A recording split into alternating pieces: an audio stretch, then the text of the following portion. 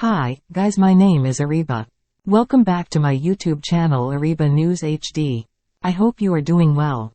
Before watch this video, please subscribe to my YouTube channel and press bell icon for latest video. So, let's start the video. Bare minimum. Nick Easter puts pressure on England in the Six Nations. Former England international Nick Easter has put pressure on Steve Borthwick and England to succeed in the 2024 Six Nations. Borthwick led the Red Rose to a third-place finish at the 2023 Rugby World Cup after taking over from Eddie Jones. Now in his second year in charge, it is the start of a new World Cup cycle, which comes with the chance to freshen up the playing squad and blood new players for the next 4 years.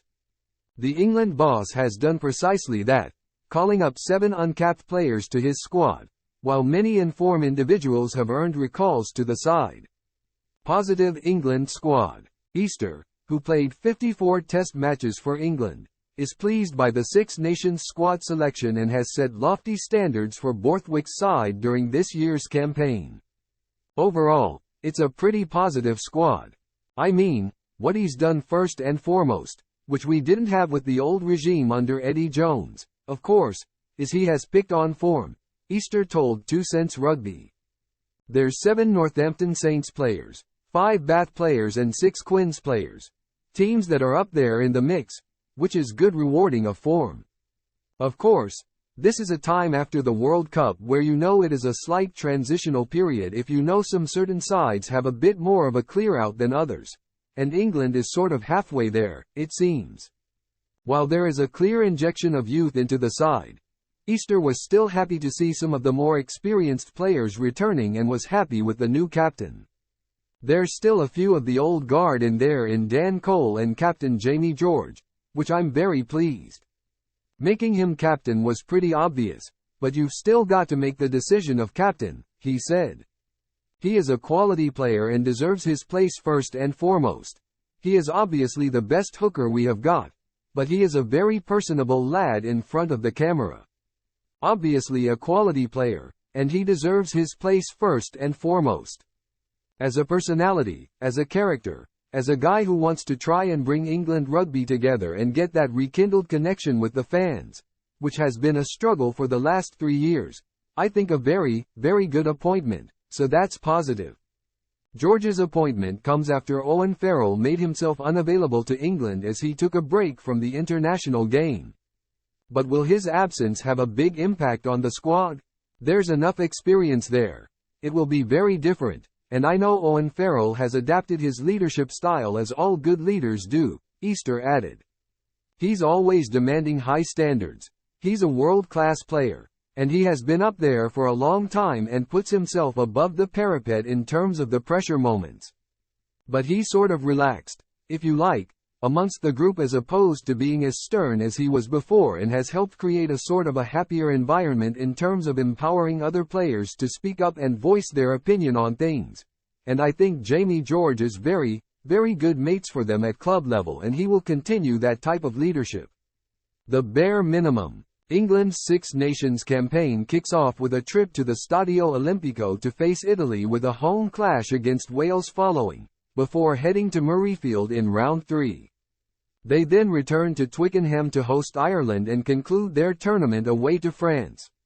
Easter believes that the schedule has been kind to England, which should help them finish high up the final standings. There is always pressure when you play for England, but you have to expect to be in the top 2 in the Six Nations every year, Easter said. That's the bare minimum considering the facilities, the strength in depth, the playing numbers, the finances spent and the squad. You've got to be looking at top 2. However, we know how competitive Test rugby is now. We know the top 2 sides in the world, or 2 of the top 3 or 4, are Ireland and France. They play Ireland and France towards the end, which is a really good fixture list for England, having Italy, then Wales, then Scotland. You are basically going from the weakest side all the way through to the strongest side. It's virtually like that. That's great when you're starting off with a side like this, and I would like to see England evolve their game. It was a big kickfest at the World Cup. It was there, obviously, as a tactic and a strategy to do a job in certain games, but we need to move on with other parts of our game. Watch out for Scotland. For these youngsters to get the confidence amongst the senior players, you need to get a couple of early wins under your belt, and a tournament like the Six Nations is all about momentum in a short period of time. The fixtures have fallen favourably for England, but the team I'm looking at in the Six Nations is Scotland. I think the French public will be demanding the Grand Slam after the disappointment of the World Cup, and they don't have Antoine Dupont. Ireland are without Sexton. How are they going to fare? They've got England and France away, so that's a tough fixture list. Scotland have got France and England at home, and they aren't losing a number of players. Whereas England are without Farrell and Courtney Lawes, key leaders, quality players who have retired. Scotland is probably the most established side. Watch out. Planet Rugby have once again teamed up with the 2 Cents Rugby YouTube channel and our friends at eToro, the official investing and trading partner of Premiership Rugby, to bring you exclusive video reactions to the Six Nations squad announcements.